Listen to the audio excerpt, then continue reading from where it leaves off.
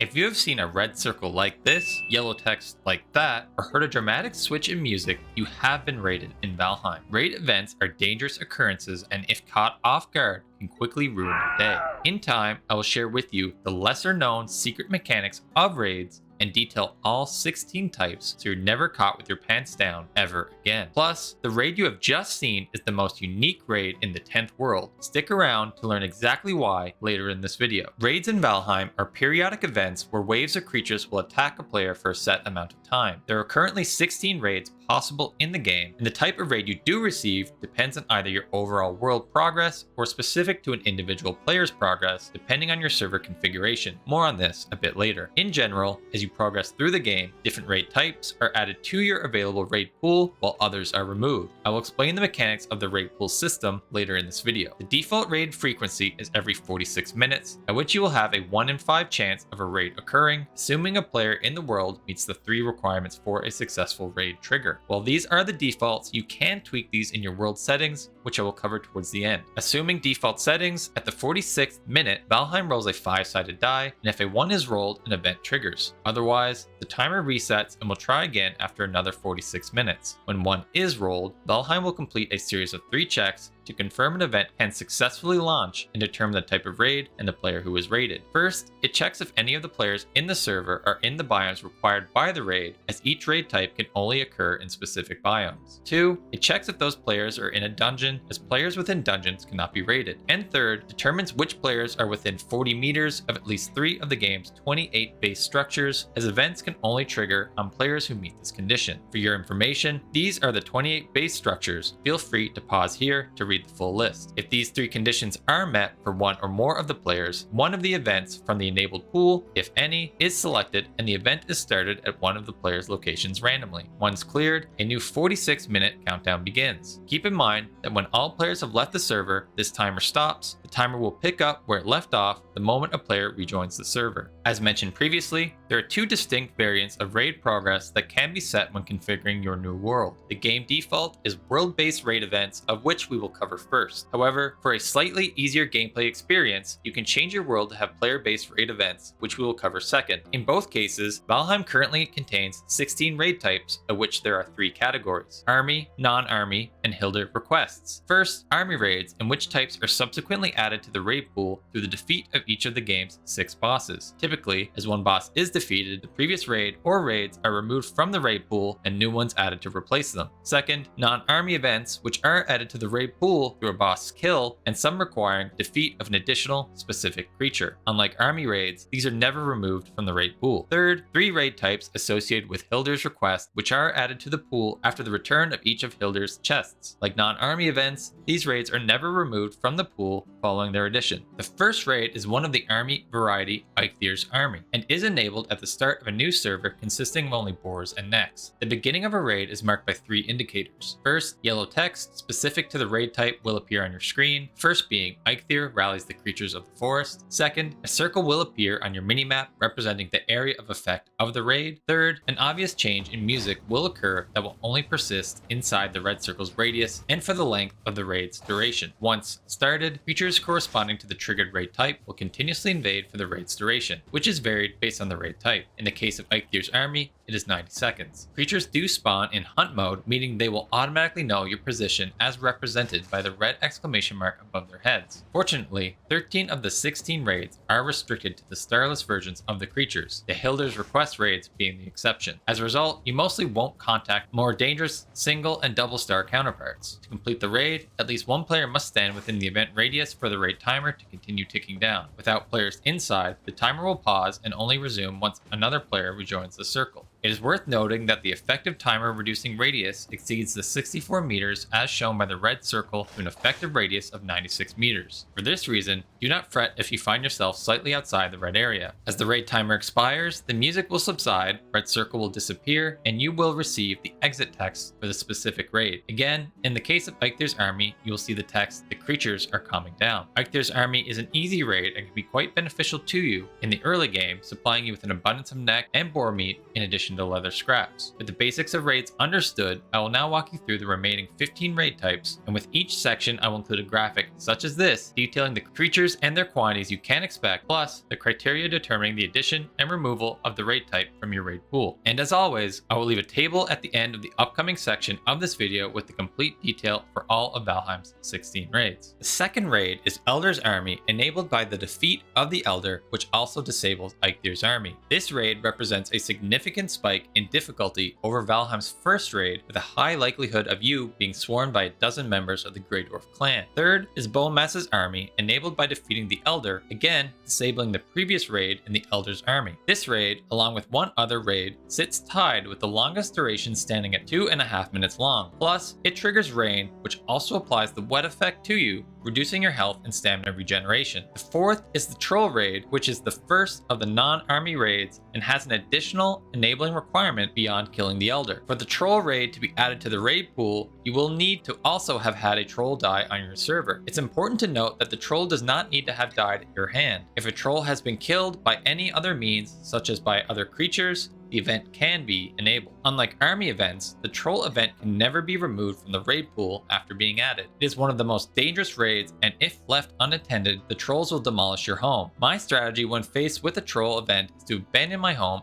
and fight out in the open to save my base from destruction. The defeat of Bonemass enables the most raid types of any of the defeated bosses in the game. Once defeated, event numbers 5, 6, 7, and 8 will all be unlocked, while Bonemass's army will be disabled. The fifth raid marks the invasion of Motor's army, bringing airborne drakes into your home. This raid is unique for two reasons. First, it brings flying enemies unlike previous raids. For this reason, your base walls won't do the trick, leaving your base structures and tamed wildlife vulnerable. Second, with this event comes a blizzard, which applies the freezing effect, reducing health and stamina regen, plus applying 1 damage per second if not by a fire, wearing warm gear, or having a frost mead pop. The sixth raid brings both blobs and oozers. This may be the easiest raid, as neither of these creatures can damage base structures. If you desire, you can safely sit behind your base walls and wait out the timer without having to pick up a sword. That said, their poison attack will seep through walls, plus these critters can jump, so beware of them leaping over your walls. Seventh is the Skeleton Surprise, being the raid consisting of the most number of creatures of all the raids, with a total of 20 skeletons and an added potential of rancid remains. The eighth and final raid enabled by the defeat of Bonemass, and perhaps the most unique and dangerous, is the You Are Being Hunted raid. Unlike all other raids, which require you to be near 3 base structures, this raid is the complete opposite and will only trigger upon you if you are not near 3 base structures. In my opinion, this is the most dangerous raid in the game, as it only occurs when away from the safety of your walls and presents a unique challenge of 6 wolves at once. Fortunately, this raid, unlike others, will eventually expire even if you do not remain in the active raid circle. Raid types 9 and 10 both also require the defeat of Bonemass but have added enabling requirements. The 9th raid is the Surtling raid, which requires you to defeat a Surtling in addition to Bonemass. Like the Troll raid before it, it does not necessarily require you to defeat a Surtling, but will also be triggered if a Surtling dies in the swamp waters or by another creature's hand. Similarly, the 10th raid is the Bat raid, which again requires you to have defeated Bonemass, but in this case, having also defeated a bat. It's important to note that raids 6 through 10 are all non-army raids, like the Troll raid, and therefore will never be removed from the active raid pool for the duration of the server's existence. The 11th raid is enabled by defeating Motor, which also disables raid 5, Motor's army. This raid will bring the entire Fuling horde upon you, and like the Troll raid, your base will be in major danger with the incoming slams from the Berserkers. The 12th and 13th raid were added to the game following the Mistlands update and are enabled following the defeat of Gjall.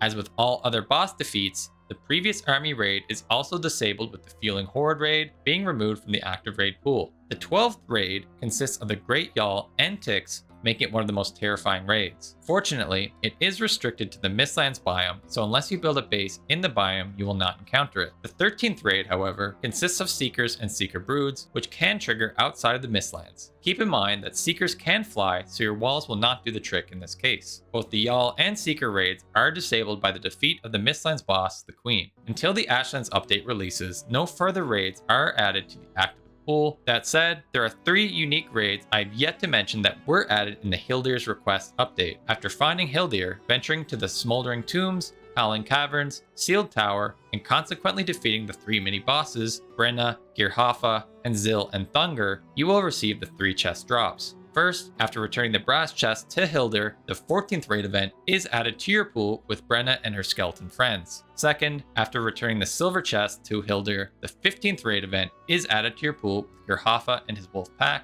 And third, after returning the bronze chest to Hildur, the 16th raid event is added to your pool with Zil and Thungr and his Fuling horde. Unlike all other raid types, the creatures spawned in these raids are all single-star creatures at a minimum, with the chance of them spawning as 2-star, making them quite challenging. Like non-army raids, once added to the raid pool, they cannot be removed, but unlike non-army raids, their addition to the raid pools is completely unrelated to the general boss progression of the game. Before we review the world modifier settings available for raid events, I have included a full summary of the raid events here for your viewing pleasure. Fortunately, if you happen to find the raid events too difficult or disruptive, Valheim now has 2 options to modify the raid behavior on your server. First, you can change the chance of a raid trigger to be higher or lower than the 20% as is in the default, as well as the check raid interval to be higher or lower than the default 46 minutes. In fact, you do even have the option to turn off raid events altogether. The full breakdown of the raid intervals and chances are shown here. The second option at your disposal is to change the raid progression from world-based to player-based. In short, rather than the progress of the world itself governing the raids in the active raid pool, the progress is tied to the individual player themselves. Effectively, each player in a server with this setting applied will have their own distinct raid pool. While the creatures summoned by the event, the effective biomes, and duration of the raid event all stay the same, the addition and removal of a raid type to your raid pool have very different conditions. Rather than walk through each of the differences, I will leave a full table detailing them following an illustration with the 4th event in the Troll. While in World Progress raid event settings, the raid event is added to the raid pool when both the Elder and Troll have been defeated across all of the server's players. Alternatively, with Player Progress raid event settings, the raid event is added to the raid pool for a specific player when they meet any one of the following 3 conditions. 1, they defeat a Troll. 2, they acquire the Elder Trophy. Or 3, they acquire the Swamp Key. Keep in mind, if player 1 meets one of these conditions, the Troll raid will be added to their active raid pool, but if player 2 has not met one of these conditions, the Troll raid will not be added to their active raid pool. Feel free to take a moment to review the full list of changes between each event progress setting. With the raids and their mechanics understood, learn to master combat against each creature with my breakdown of their strengths and weaknesses and recommended weapons on screen now.